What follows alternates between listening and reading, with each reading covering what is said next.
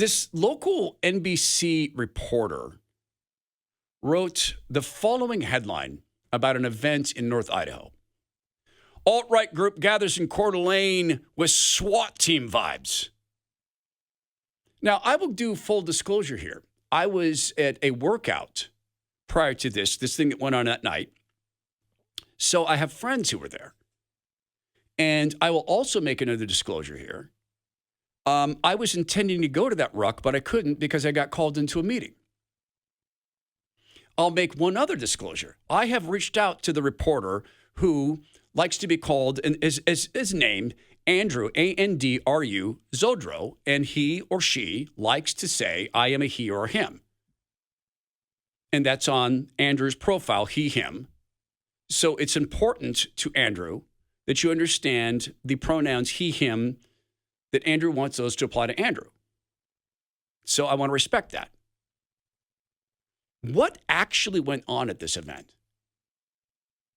I want to read to you from Andrew's piece, and then I'll tell you what actually went on at this event. And you can determine whether Andrew had the evidence that Andrew says Andrew has, so that Andrew can make the claim Andrew made about the people who were there. So I'm going to give Andrew the opportunity that he didn't or she didn't give others. I think it's he, him. I'm not trying to be rude.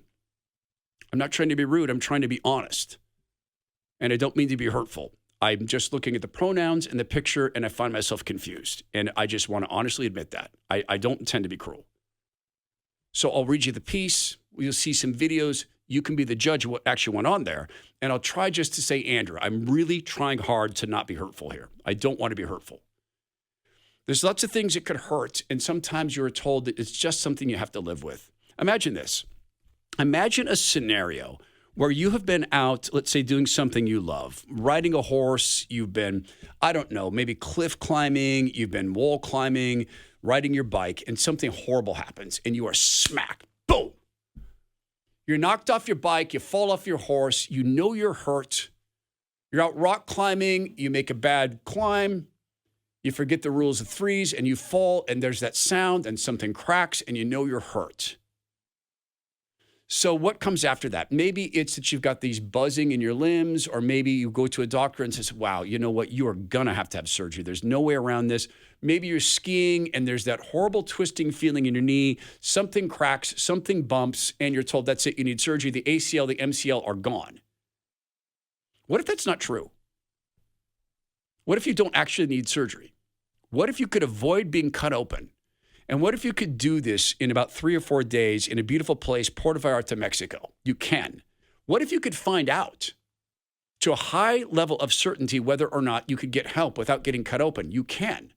What if it's as simple as going to RENUE, that's Renew, spelled RENUE .healthcare.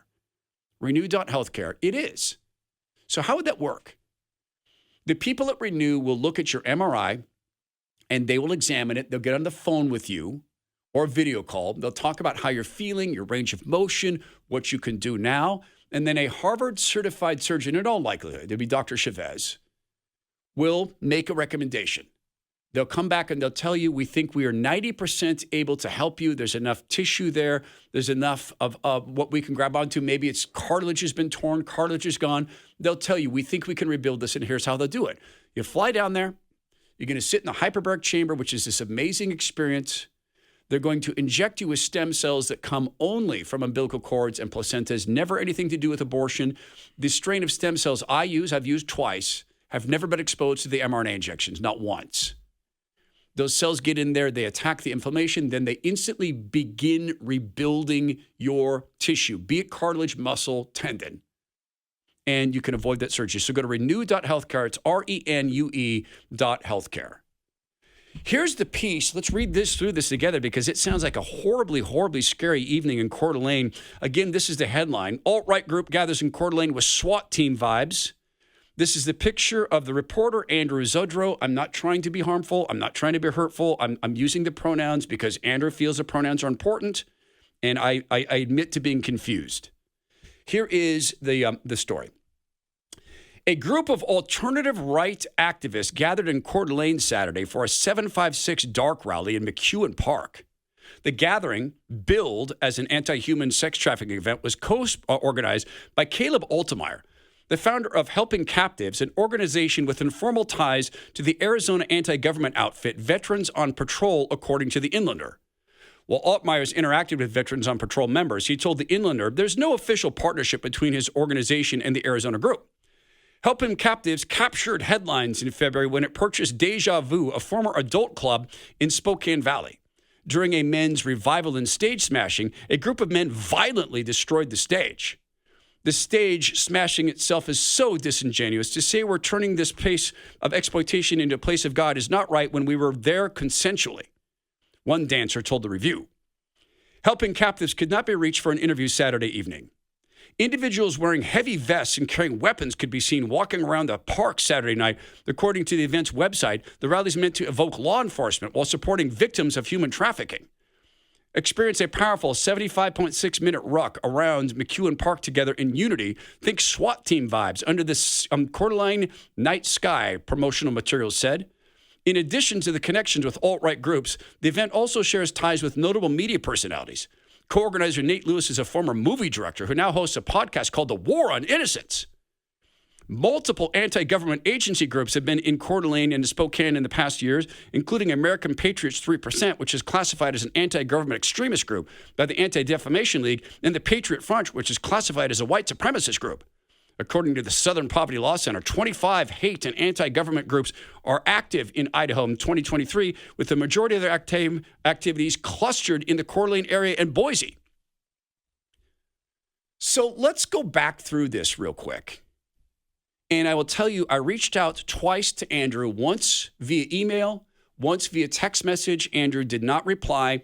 I gave Andrew the courtesy that Andrew didn't give the people at the rally that he has chosen to call alt-right activists. He chose that for them. That's what they are now, according to Andrew. Let's go through some of this. The gathering billed as an anti-trafficking event, anti-human trafficking event. It was billed as it? That's how it was billed? What was it? What was it? He says it was billed as this. So what was it? Andrew, what was it? See, the suggestion here is this was a bait and switch. That's how it was billed. It was billed as an anti-trafficking event, which was co-organized by Caleb Altemeyer, the founder of Helping Captives, an organization with informal ties to the Arizona anti-government outfits Veterans on Patrol, according to the Inlander. Let's pause. What does Helping Captives do? Oh, they're an anti-government group. They are? Oh, no, it says they have an informal tie to the Arizona anti-government outfit. So, wait. So, Andrew is quoting the Inlander as the sole source of this information. The Inlander talks with people in the sex trafficking industry. Oh, so wait. Andrew has informal ties to the sex trafficking industry. Oh, okay. So this is an or no, let me say it his way. This is a pro-sex trafficking writer billed as a local NBC journalist. See how the game works, Andrew? I mean, you've got these informal ties.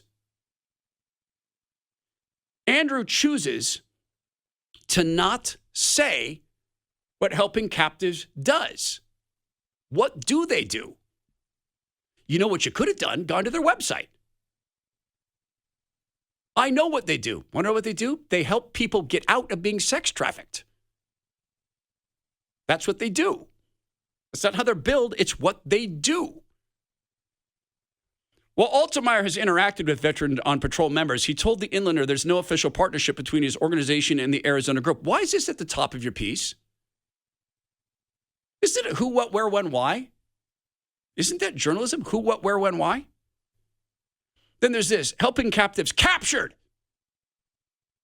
They captured it. They seized it. They seized the headlines. The headlines were sitting there, and Helping Captives came along, and they brought guns and ARs, and they seized the headlines. They captured them. They captured when it purchased Deja Vu, a former adult club in the Spokane Valley. During a men's revival and stage smashing, a group of men violently destroyed the stage. Violently. With their weapons. Destroying wood. I grew up in Spokane. Deja Vu was notorious for harming women. Yeah, there are people who take off their clothes in front of audiences because they choose to. And there are people who do it because they've been cornered. Crazy thing. When a human being has been sex trafficked, they've been come to believe that's the only thing that matters about them. They actually come to believe the lie that this is what they were designed for. It's all they can do. Your mind will do funny things to you. This is all I can do. This is the only way I can eat. Maybe you don't know people like that. I do. I grew up around a girl. She was my dad's best friend's daughter. And she and I ended up dating for a bit. And I guess, at that young age, I felt what I thought was love for her. Definitely felt close. I mean, we used to call each other cousins, not to be weird, but that's what we called each other. We weren't. I found out that she was a cocaine addict. And that her father, her birth father, had turned her out. She went to stay with him in Seattle and he turned her out. And she was 15 and he forced her to sexually service men in front of him for money. And she became very promiscuous. And I'm ashamed to say that as a young man, that was kind of cool. I hate it. She taught me about these places. She taught me about places like Deja Vu. Later on in media, I met a lot of women who would tell you, yeah, I do this by choice, until you really talk to them. What other choice do I have? This is what I am. Here's a piece that Andrew chooses to not have in his piece because he chose to not talk to these groups. Another thing happened when they did this stage smashing, when they bought this place, this notorious place of exploitation. Some women came in and said, hey, we can't believe you're doing this. You don't understand. This is really good for us. Here we had bouncers. Out there we've got pimps. Here we chose with whom we did private dances. Out there we had to do whatever the pimp said. You know what the founders of Helping Captives were able to do? Say, no, you don't understand. We're here to help you get retrained. We're here to help you have jobs that don't involve men abusing your bodies. We're here to help you with this starting now. Maybe this is a place you can work. You can work with people who've been through this like you. You know what it is to be victimized. Help us not create other victims. They didn't understand the full mission. Then this piece of Andrew's writing, where he somehow makes it weird or dangerous that Nate Lewis is a former director who now produces a podcast called The War on Innocence. You know what else he does? He arms police departments to prevent pedophiles from getting access to girls. They put up one single post of a 14-year-old girl, fake girl. And I think Nate said in one day they had 4 responses. Within a couple of days, they had 64 responses from men who wanted to inflict their sexual desires on the body of a 14-year-old girl. And they help cops in small towns be able to fight this stuff because traffickers and pedophiles understand that small town police forces don't have the resources to fight all this. That's the reality of what this event was. Andrew could have written a follow-up on this. Andrew did not. Andrew relies on the Inlander and the Southern Poverty Law Center. This is a picture of the founder of the Southern Poverty Law Center, who at one time was sort of a respectable guy, Morris Days. But let's read something from Politico about the Southern Poverty Law Center. Then I'll get you some video of the event so you can see how utterly horrifying this event was. This is from the Politico, and it asks this question. It asks, has the Southern Poverty Law Center lost its way? The complaints have trailed the Southern Poverty Law Center as the group has expanded beyond its crusade against racial discrimination in the South. increasingly taking up the left flank of the culture wars on issues like LGBT, so-called T rights, church-state division, Islam, and immigration. The new approach has prompted accusations of overreach.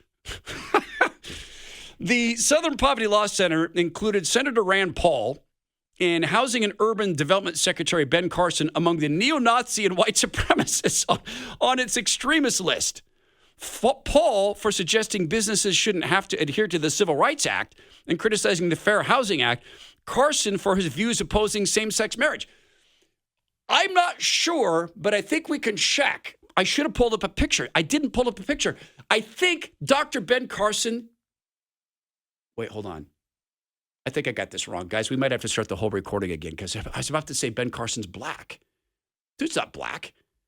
Dr. Ben Carson, he's a black dude. He's not a Nazi or a white supremacist. But Andrew Zudrow says the Southern Poverty Law Center. Why is that in this piece? Why is there a closing paragraph saying there are hate groups in Idaho? Because it's the game of indictment by association. This is back to this political piece. In October, the Southern Poverty Law Center faced explosive blowback when it included British Muslim activist Majid Nawaz on the list of anti-Muslim extremists. A Muslim is an anti-Muslim extremist, according to the people at the Southern Poverty Law Center, which Andrew Zudrow uses to indict everybody at this rally as being anti or alt-right activists. I got to tell you something. I have friends who were at this rally. I talked to a friend of mine. She was pretty stunned to find out she is an alt-right activist when she's going to vote for RFK Jr. Another one of my friends who will not look at anything political, hates politics, doesn't vote. Wow, I'm an alt-right extremist. Here's some video. Cole, we'll run some of these videos and show some of these images, and I'll do what I can to kind of translate for people. But this is what was going on. The 756 dark thing, by the way, this is because 756,000 kids go missing every year in trafficking. 756,000. That's why they chose that number. And we roll through these videos, you're going to see the horrifying reality. People had candles and stuff, and they prayed.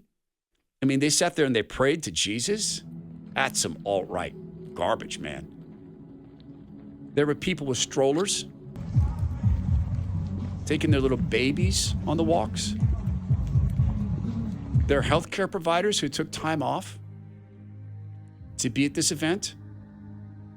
There's single women. Young girls, 12 years old. The other people who were there, one of them sent me a private note. She knows what that damage can be. Trafficking. They're still looking for her sister. Her sister went off the rails when she was 16 and was being trafficked by the time she was 18. They'd like to have her home. Facebook comments to Andrew Zudrow. And again, I invited Andrew twice to come on to give a comment. Andrew chose not to do this. Nicole Holmes writing on Facebook, I'm shocked after reading this article. I attended the event solely to raise awareness about human trafficking. It was neither political nor dangerous. No weapons were involved. We walked together wearing weighted vests in a SWAT team style to symbolize our support for those missing or impacted by human trafficking. The event was both powerful and informative, shedding light on what is happening to our children. I hope the article will be revised to highlight the positive impact and acknowledge the hard work Erin is dedicated to her cause to help innocents and help humans and children. Personally, this is a good lesson to not believe everything the media reports. The article couldn't be further from the truth. Yikes. Amber Van Dwyn, I'm incredibly proud to have participated in the Dark 756 fundraising event this past Saturday at the park. All proceeds from the event were directed to 3 local anti-trafficking organizations, The Innocent Helping Captives and 756 Dark. Each of these organizations is doing vital work to combat this pressing issue, and it was heartening to contribute to their efforts. The night ruck was a powerful experience as we carried weighted packs to symbolize the burden of the crisis. Walking together as families, we united in awareness and solidarity for those who've been impacted. The event concluded with a beautiful candlelight vigil and moments of silence, allowing us to reflect on the gravity of this topic. It's disheartening to see negative portrayals like the article from KHQ when the essence of our gathering was rooted in compassion and community support. Let's not be misled. The Dark 756 event was about raising awareness and fostering hope. Thank you to everyone who participated in this important cause. Together we can make a difference. And I could continue through many of the comments. I'll get to just one other. This is from a man we've been doing all women. This is Zach Greenfield. I brought my daughters to this event so they could understand the horrifying reality of child sex trafficking or child trafficking in our nation. The entire event was about protecting our children from child predators. And this morning, I showed them this biased news article as a lesson on how mainstream media often distorts the truth for the sake of division and controversy. It's critical that they learn to see through this kind of slant and focus. Shame on you, KHQ News. And I just follow up with Andrew Zodro. Andrew, if you want to come on and discuss your coverage, do, or issue a comment. But can I make something else? I am genuinely confused by your photo. And I know this is an upsetting topic for people. I understand this can cause great emotion. I read the he, him in there. I cannot agree that a man can become a woman or a woman can become a man, but I'm making the effort. I emailed you and I texted you out of respect for a colleague. I get it. I do opinion. So do you. And the common response is, I don't want to become the story. You made people who are nurses, therapists, apolitical, and Democrats with the magic wand of media power, you turn them into alt-right activists. You know, the pronouns in your profile, you clearly think that's important because you clearly believe that indicates respect for you. Do you have enough respect to just get in touch with these people and apologize? Or maybe to actually look into not what the event was billed as, but what it actually was? Honestly, I'll pray for you on this. And I bet there's some things we could even agree on, Andrew.